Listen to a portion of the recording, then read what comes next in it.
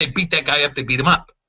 There's been many articles about some of the police forces doing target practice with civilians. You know, a target of a pregnant woman, a target of an older person, you know, a retiree, that they're going to take shots at, so that they can become anesthetized to the idea of shooting a pregnant woman, the idea of shooting an elderly person, you know, shooting the handicapped, shooting whatever, you know.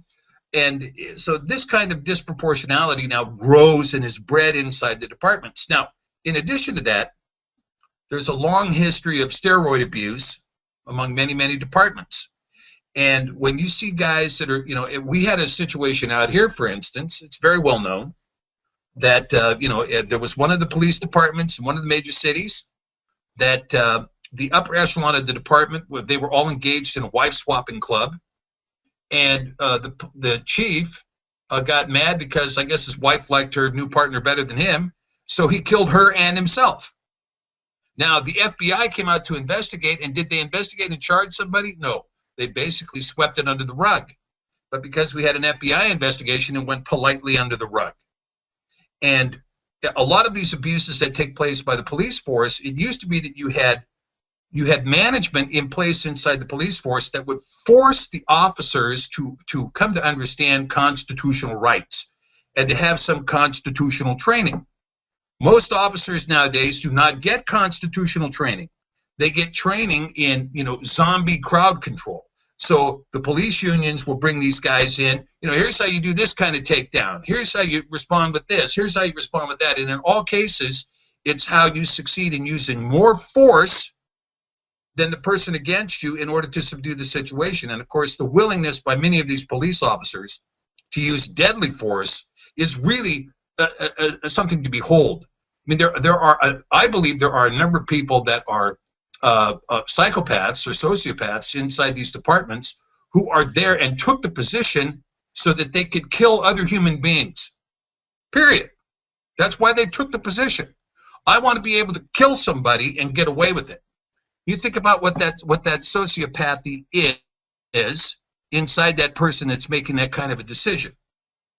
Now, I don't know all the circumstances concerning what happened. I've seen the videos, but I haven't seen a complete video. I haven't seen the whole thing from beginning to end, okay? But I can tell you that, you know, the question becomes, it's a question of proportional force.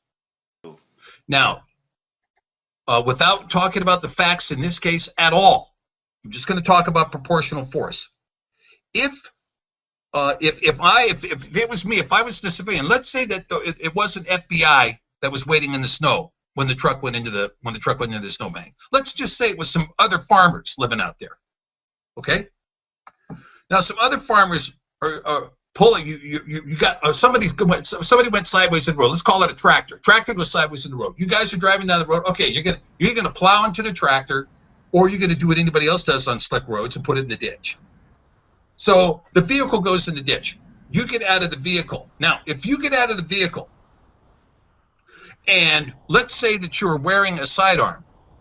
Now, first of all, the Second Amendment provides for open carry.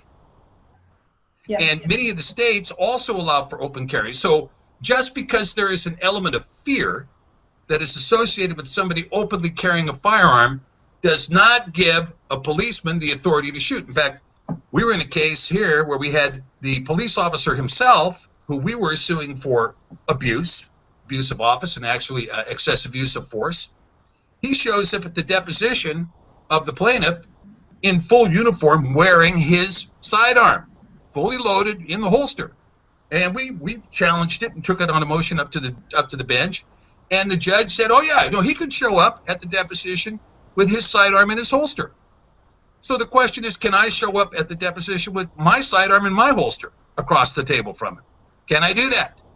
At what point does it become an element of fear that exceeds the rule of law? That's another question. But let's say there were farmers out there waiting. And so the driver gets out of his truck and he says, hey, what's up? And maybe he puts his hands out in respect that his hands are away from his body and they are not moving towards any place where a firearm might be. He puts his hands out and he says, hey, what's up? boom, and he gets shot.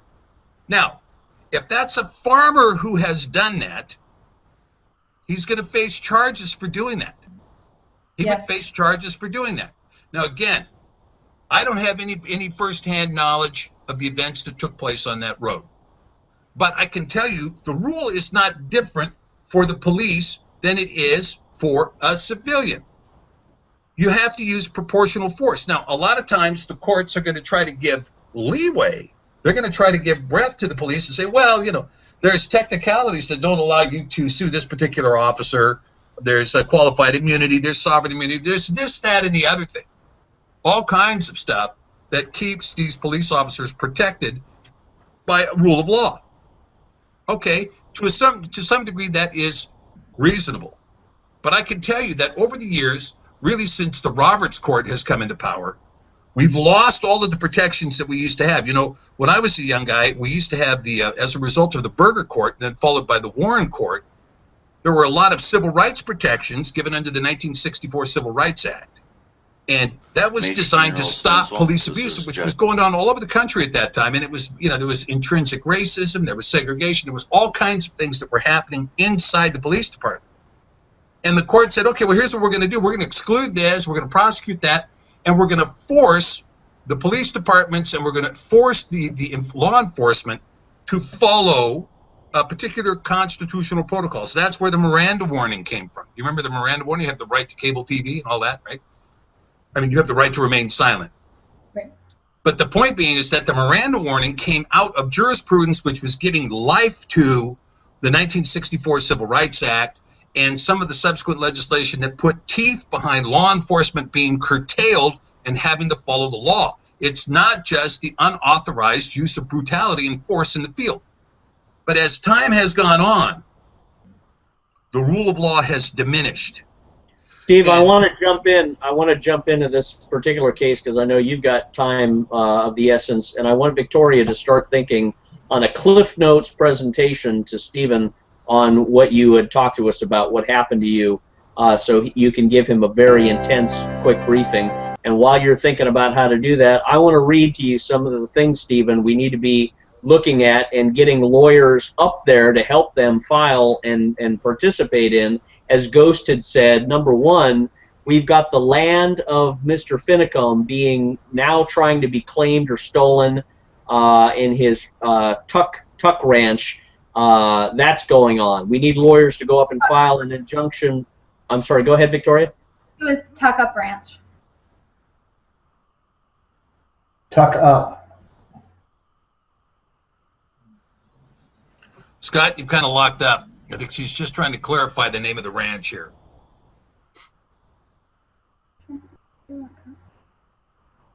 Yes. Okay, well, I'm going to kind of continue on here while Scott is unlocking his computer. Are you unlocked yet, Scott? You back in? Hey, here we go. Okay, there you go.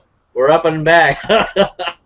It looks like the bad guys are trying to stop us, but the Lord is with us. Well, let me say this to you, Scott, before you say anything, okay? Yeah, go ahead. Because I think this is very, very important. You know, when this is an extensive federal action, and because it's an extensive federal action, there is a lot involved, okay?